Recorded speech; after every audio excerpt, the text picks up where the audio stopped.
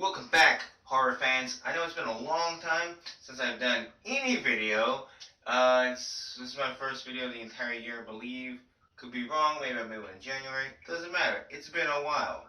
So I decided to return with a haunted top 10. It's been, again, a while. And this one, I decided to do, because I thought it was a pretty good one. I've been wanting to do this one. It's a top 10 series or franchises. Now, going into this, I was debating if it becomes a series or franchise after 3 movies or after 4 movies. And after questioning a few people, and it seemed like most people would say that after the 3rd film, that's when it's a series. So these are films with at least 3 movies to their name. Now, some of these films do plan on having 4th films. Anyway, there's a lot of films, series that did not make this list. They're so close. There's so many good horror franchises out there. As you know, horror is known for having, a lot of sequels. They don't usually just do 1 or 2. So anyway, so let's dive into this top 10. Before we get started, remember, I am a big slasher fan, so you're going to be like, oh my gosh, can he pick something different? Well, you know what? This is my personal list, and this is what I chose. And at number 10, here we go. This is actually my favorite of the Universal original monster films series. Though my favorite Universal film is actually Dracula, I thought that the Frankenstein films were done the best. Bride of Frankenstein's one of the best sequels ever made, and just the rest of the series had stronger storylines compared to what they did with Dracula and Wolfman. I thought it was just better movies overall. And at number 9, I have Hellraiser. I'm a big Hellraiser fan. Unlike most who trash the rest of the series past part 3, I actually really enjoy some of those lesser known direct-to-video releases that they did. And I even like that, like the last film so far, Revelations. I mean, I know Bradley wasn't in it, and it was like 70 minutes long. It was really poorly done, but I thought it was an enjoyable film. But I'm a fan of like the films like Inferno, Hellworld's a really good film. It's almost slasher-like. In fact, I did like a top 10 Hellraiser ranking before, so you can look that up to see my views on all of those films. Anyway, I think it's a really strong series. It's an underrated series because a lot of people just talk about the first 2 or 3 and then they say the rest suck, but they really do not. I just remember watching the first film and just being like, oh my gosh, this is amazing. This is what I wanted to see. It had a bunch of like kind of things what the 80s were doing, but it was its own thing, and I really like that. They wasn't trying to just rip off a 80s slasher film. He was bringing his own touch to it, but he was bringing some of those themes back into it, and bringing an inventive style to it, and some amazing kills. And so far, there's just 3. Hopefully, a 4th film will come out, but I've not heard anything about a 4th film. And the way the 3rd one ended, it could be the end. Who knows? I'm a fan of them. I'm an Adam Green fan. This was the reason why. I just think that every slasher fan should go out and watch these films. They're so good.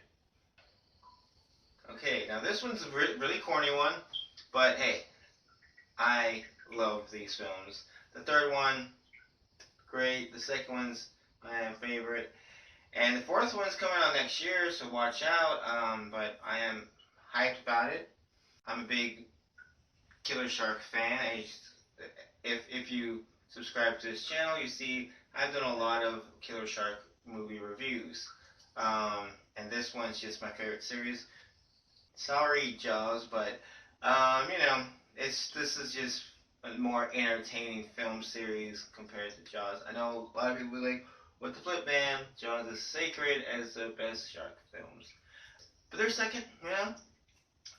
But Sharknado is just really entertaining. It's corny fun, but it doesn't. It's over the top without going too over the top. You know, it keeps it in line.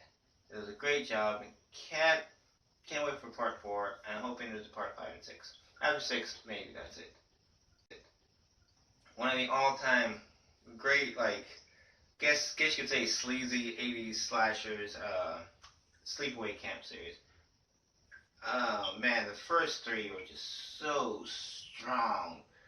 They were also, you know, they were sleazy, they were corny, they had amazing gore, some cool kills in it. I think Angela was one of the best killers ever. The first one's twist, you know, spooked me a little bit when I first saw it. Great ending that first film. The only thing that really hurts this series was the 4th film, Return to Sleepaway Camp. I wish I never saw that film, but I was so excited to see it. I was like, oh my gosh, it's coming back. It's gonna be good. You know, it's gonna go back to this type of thing. No, it was a horrendous film. I still always call it the most disappointing film I've ever seen. I was really excited, really disappointed with it, and I suggest no one to watch that film. Even if you've never seen any sleepaway camp film, I will highly suggest watching the first 3. Pretend that last one never happened. So come on, you gotta have Chucky. Just again, a great series, a great fun, you know, series that took its twists and turns. You know, took itself serious with a little bit of comical, or like not comical, but there was some satire in there, and then it just turned complete satire with Bride of Chucky, and then it like almost got too corny with Seed of Chucky, and then they brought it back to more of a serious horror slasher film, and I think it's one of the best series as a whole, because it keeps its story going. Unlike most of these series that kind of loses focus on what the main story is, and I think that's because like it is overseen by Don Mancini. All these other series are generally just passed down from person to person, and if they don't like something from a previous movie, they're not going to bring it up. These films do actually connect. They tell a story. You know, you have elements of all the films connected. The only one that seems a little bit out of place is Child's Play 3. Just because of timeline reasons, but even then, I think I did the math to it, and I think it still makes sense. Anyway, moving on. Now we are getting to the primo stuff here. We're talking about Jason now. I mean, I don't know what I could possibly say. I mean, it's Friday the 13th. Jason Voorhees. He's one of the all-time classic villains in cinema history. People who have never seen a Friday the 13th film know who Jason is. You know, they just know that he's a killer from those films who wears a hockey mask. And you know, he's made the hockey mask, like the goalie mask that like goalies used to wear, such a symbolic thing of horror that I don't think anyone would initially see that as a hockey thing unless you're a old-time hockey fan.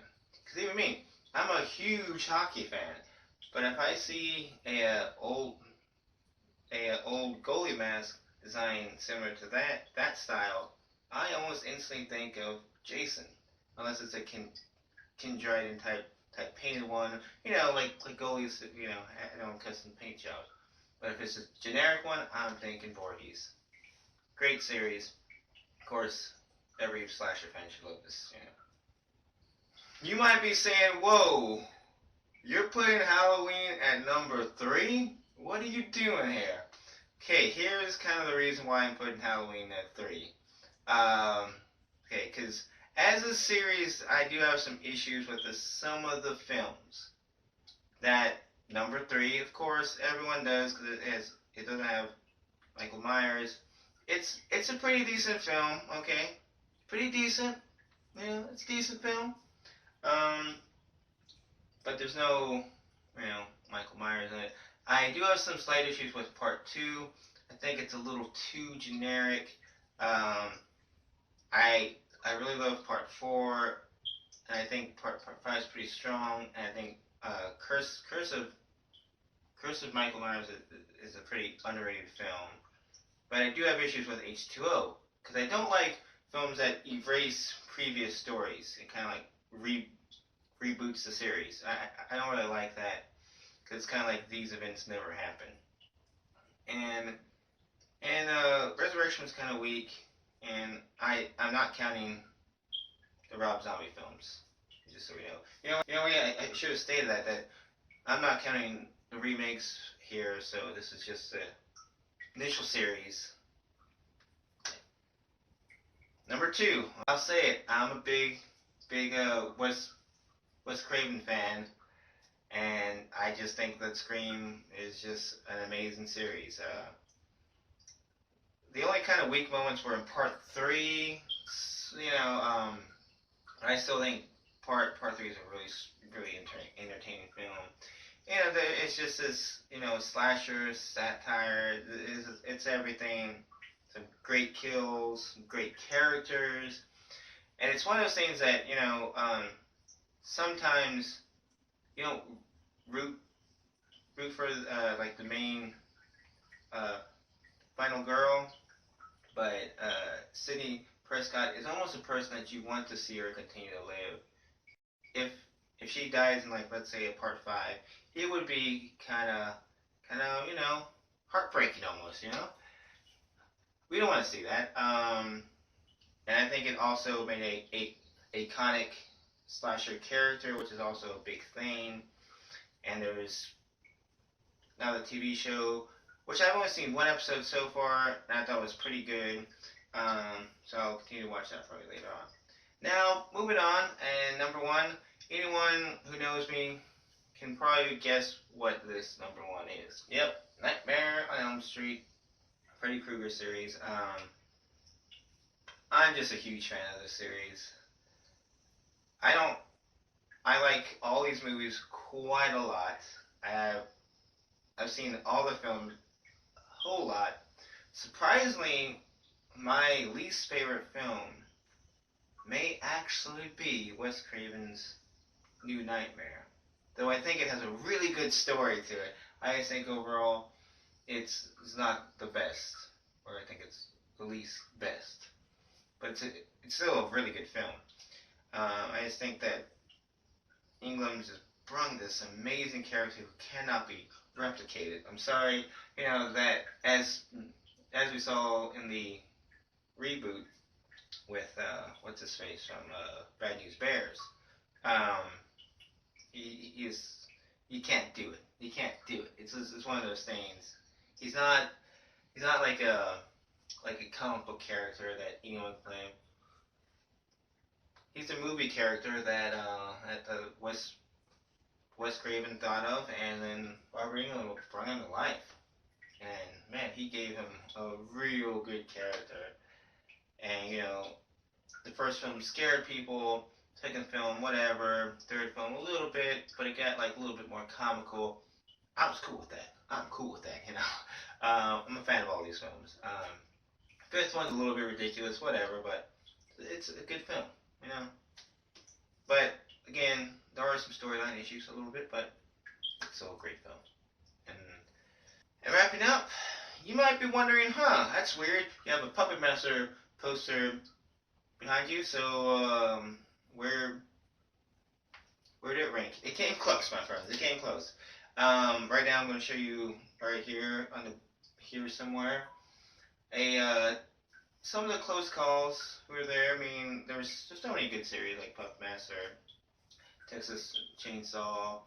There was just too many to do a list of top 10, and it was really tough cutting some of these things off, but they had to go. Anyway, I'll see you guys next time, and I will have a review soon.